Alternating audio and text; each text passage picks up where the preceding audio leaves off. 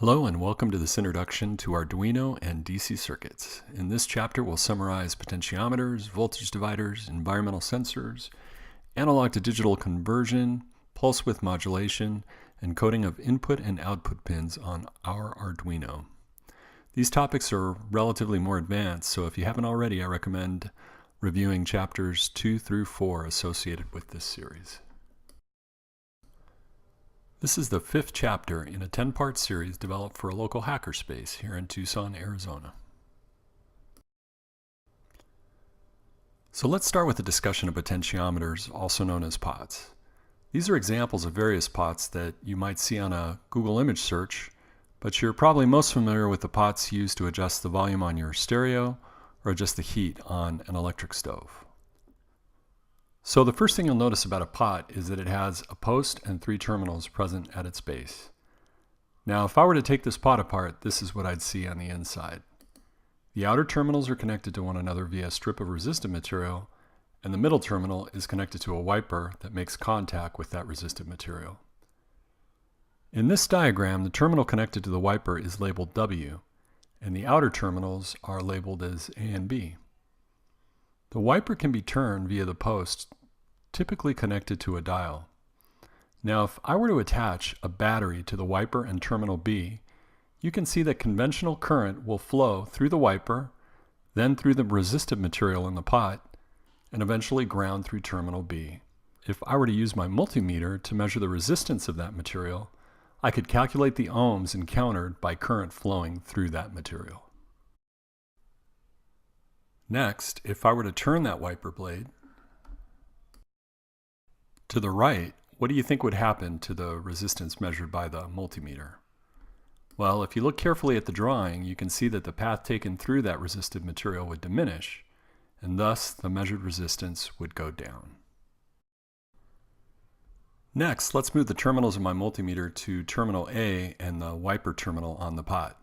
In this case, what do you think will happen if I turn the wiper to the right? In this case, the current has a longer path to take through that resistive material, so the overall resistance between the 2 terminals will increase. Now that we have a general understanding of how pots are constructed, we can delve a little deeper into voltage dividers.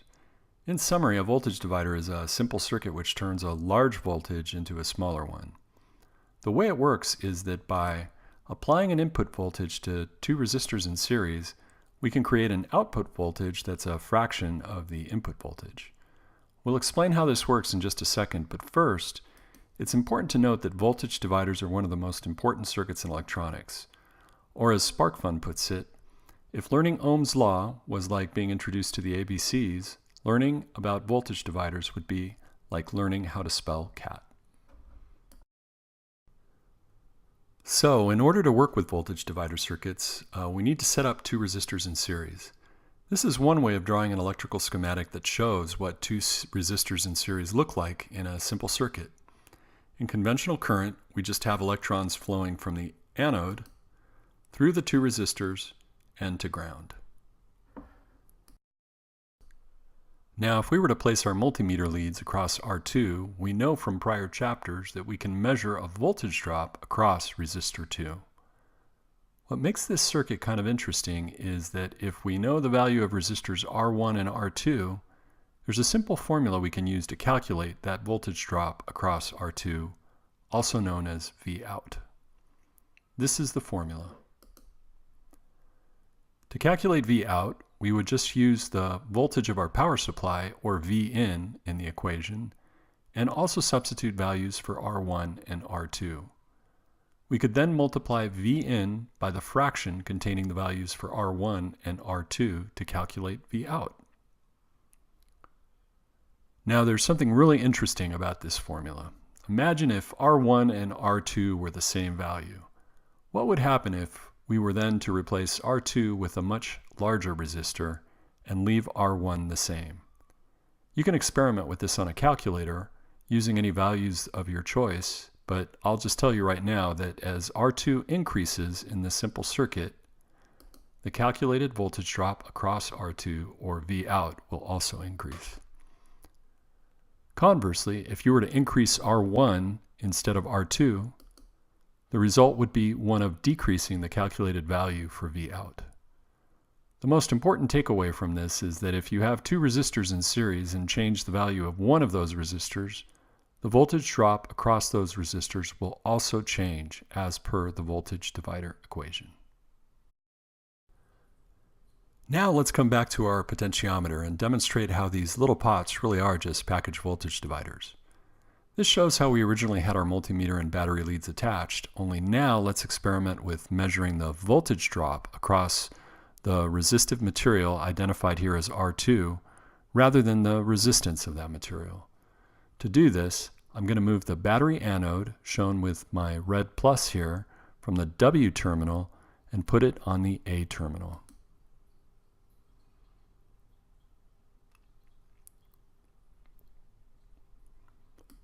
Now, study how the current flows through the pot as represented by the yellow line.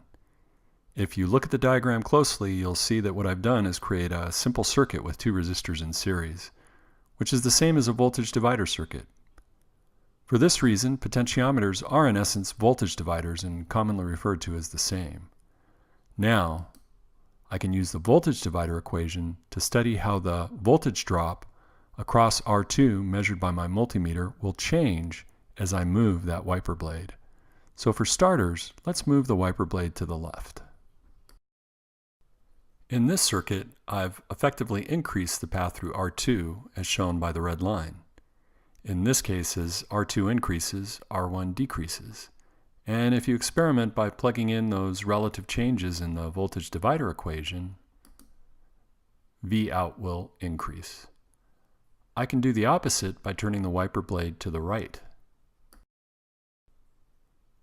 In this case, R1 increases, R2 decreases, effectively causing Vout to decrease.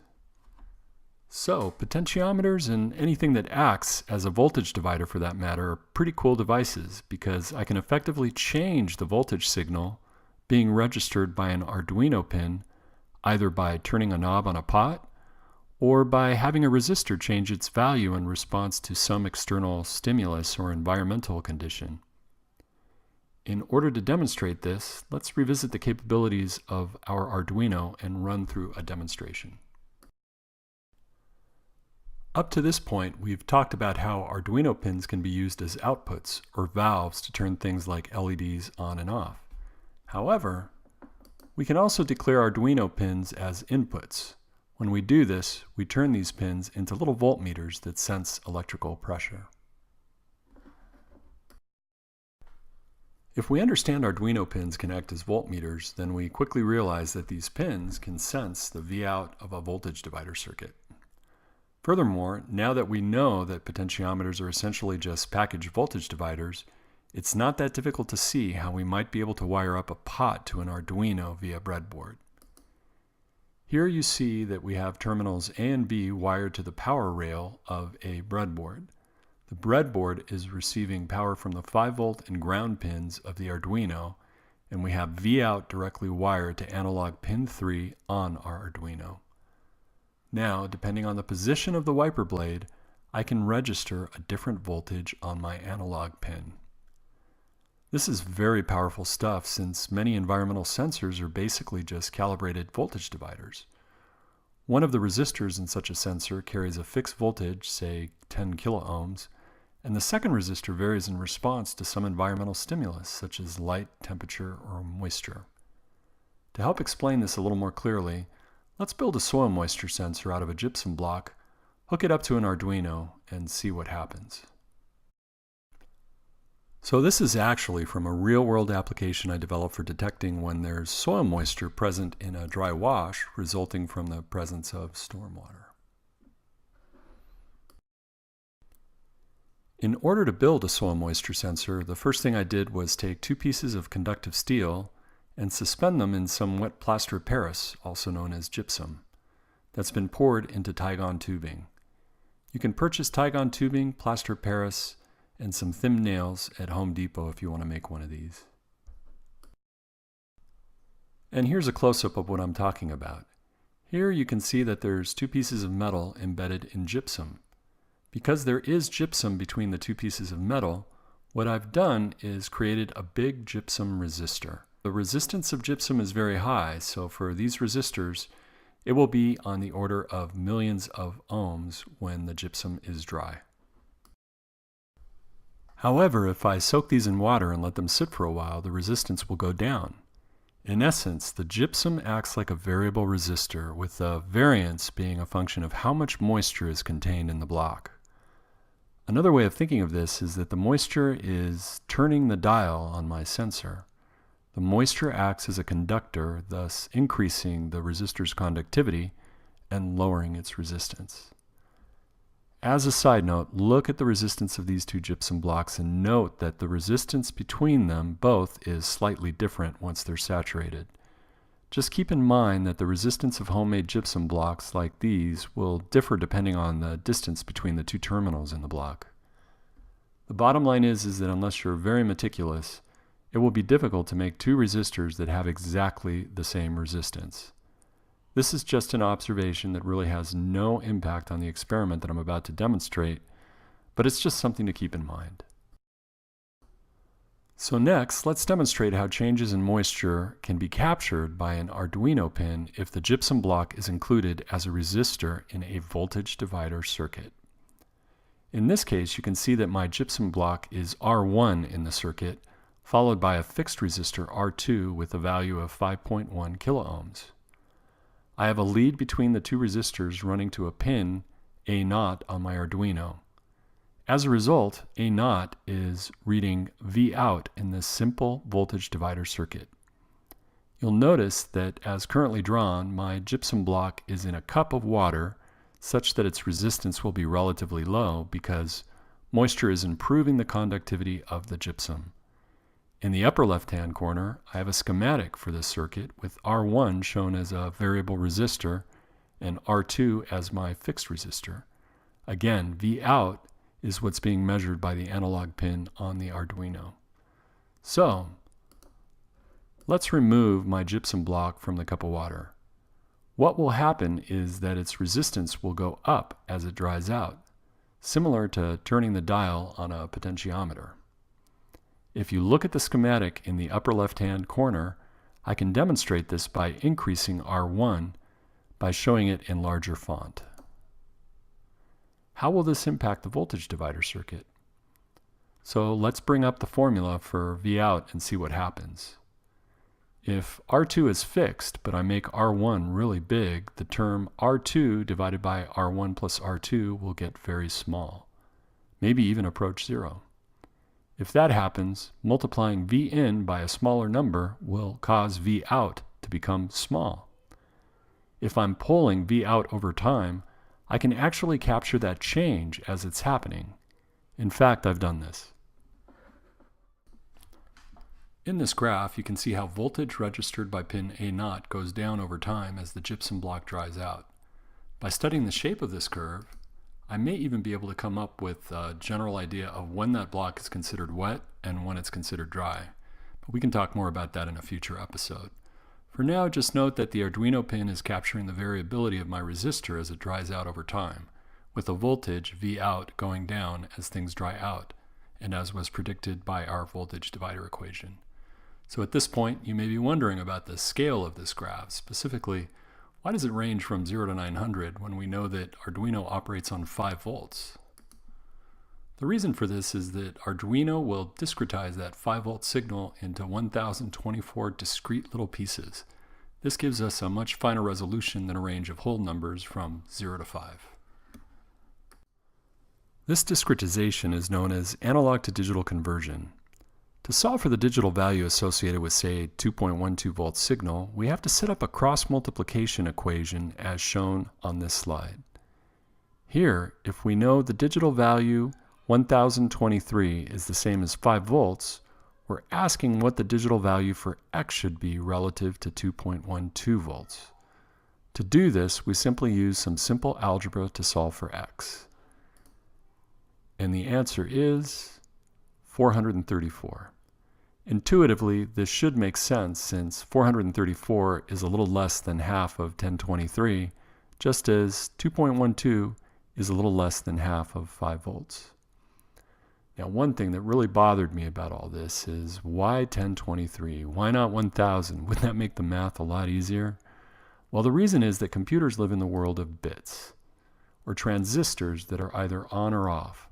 So if I take one transistor that can have two states and multiply it by a bunch of other transistors, in this case 10 total, I get the number 1024. Okay, 1024 is not the same as 1023, so what's going on there? Well, computers start counting from 0, so that leaves me with one less number than 1024, or 1023 for the highest number associated with a 5-volt signal. This is the same as 2 to the 10th power resolution to cover a range of 0 to 1023. The exponent 10 gives you what is known as the bit resolution of the pin. In this case, the analog pins on your Arduino have 10-bit resolution, which scales between 0 and 1023. In closing, all you really need to know is that the voltage registered by an Arduino analog pin will scale between 0 and 1023 for a range of 0 to 5 volts. Finally, let's go over some real data collected by a gypsum block installed in a wash that receives some stormwater. As the gypsum block got wet, my Arduino registered an analog response that peaked at 152. Now, what if I wanted to know what the corresponding voltage was?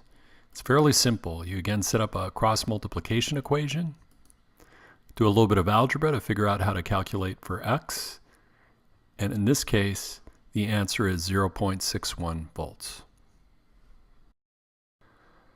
So in this chapter, we explained how we can use an Arduino pin as an input or a pressure meter to sense voltage changes from a voltage divider circuit. Again, when declared as inputs in our code, these pins act like tiny voltmeters, or using our water analogy, like little pressure gauges. In the last chapter, we also demonstrated how these pins can also be used as outputs to turn an LED on or off. Using the water analogy, this would be similar to having these pins act like small valves for turning current on or off.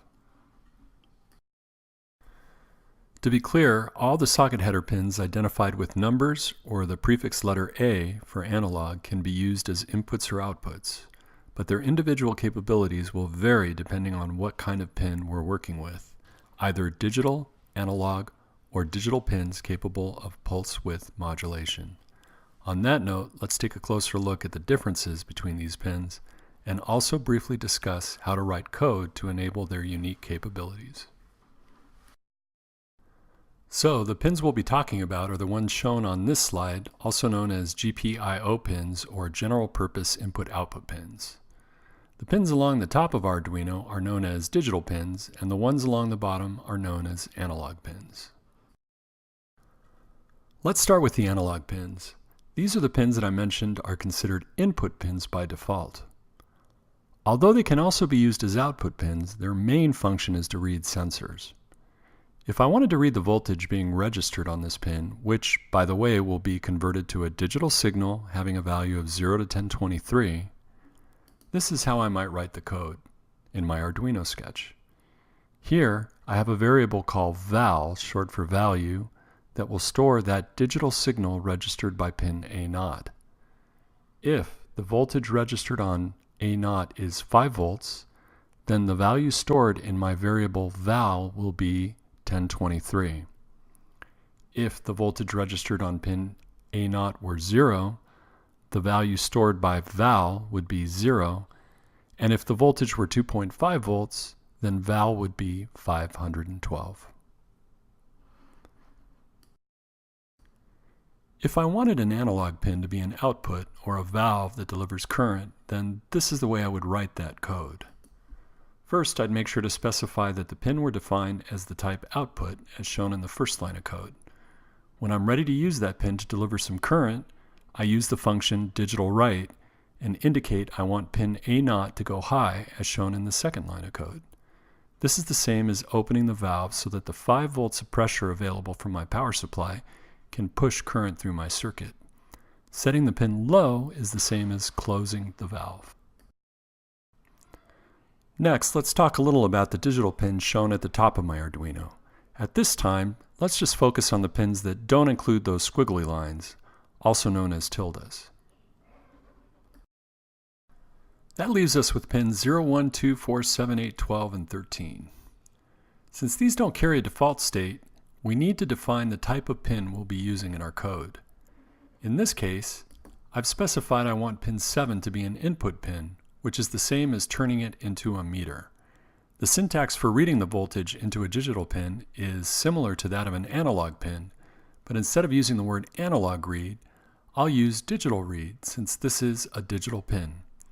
Any voltage detected on that pin greater than 1.5 will return the state of high, which is stored as the number 1 in our variable val. If the voltage on that pin is less than 1.5, then the state will be low, which is stored as 0 in val. Just as with the analog pins, I can also set these digital pins to be outputs, and here's the code for the same. In this case, I would specify pin 7 to be of type output using the pin mode function. Then, using the digital write function, I can set these pins either high or low.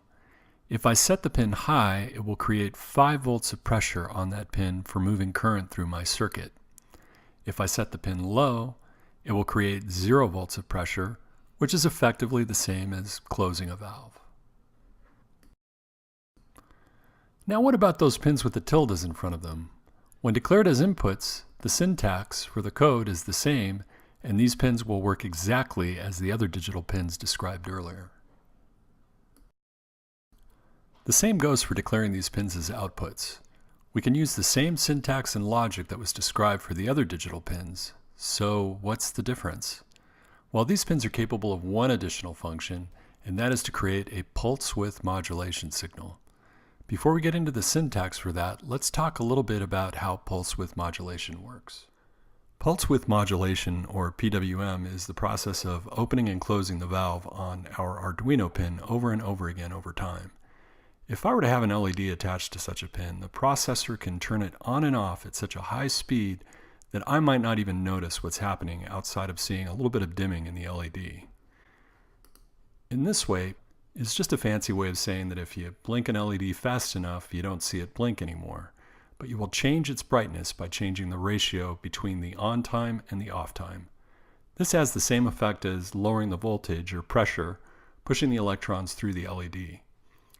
As such, you can see that if we set our pulse width modulation to 75%, this has the same effect as lowering the pressure pushing on those electrons from 5 volts to 75% of 5 volts, or 3.75 volts.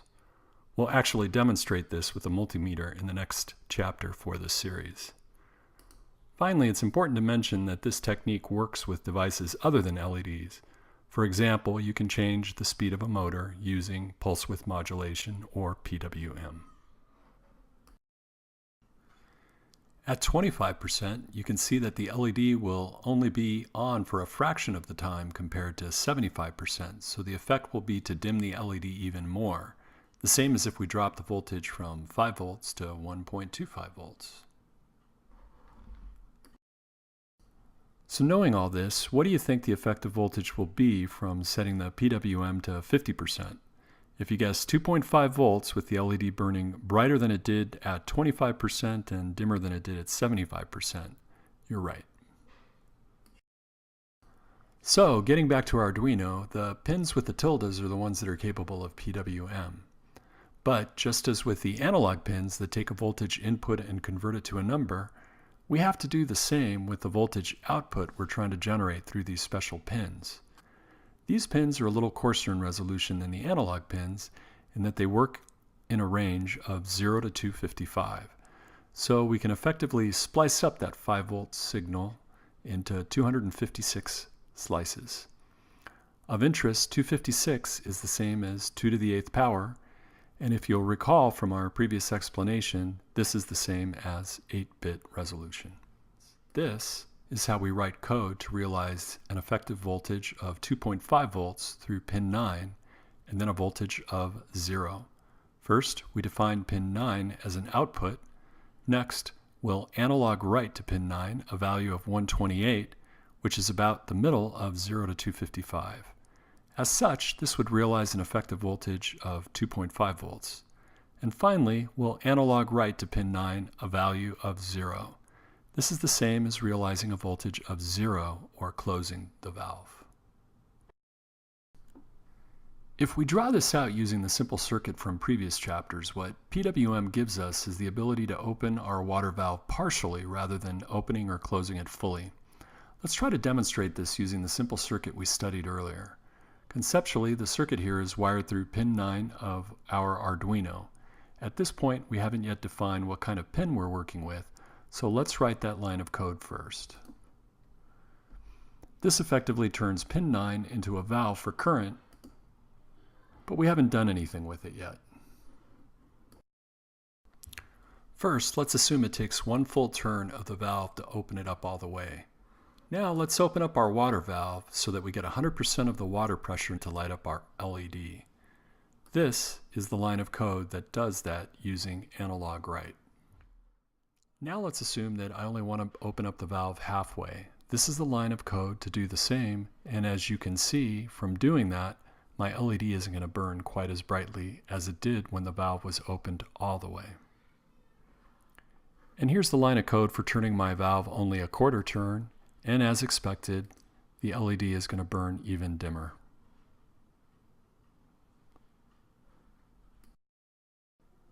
And this line of code shows how I would use analog write to close the valve 100%, which would have the same net effect as using the function digital write and setting pin 9 to low. And again, this is using analog write to open up our pin 9 valve 100% full turn, which would result in 5 volts of pressure going through our LED. This will have the same effect as using digital write and setting pin 9 to high. Finally, you may have noticed that I'm using a 5-volt power supply to light up this LED. If this were a real circuit, of course, I'd want to use a 330 ohm resistor to keep that LED from burning out.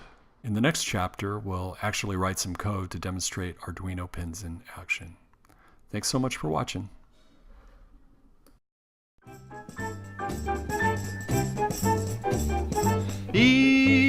Electricity. AC. Electricity. DC. A wonderful kind of energy.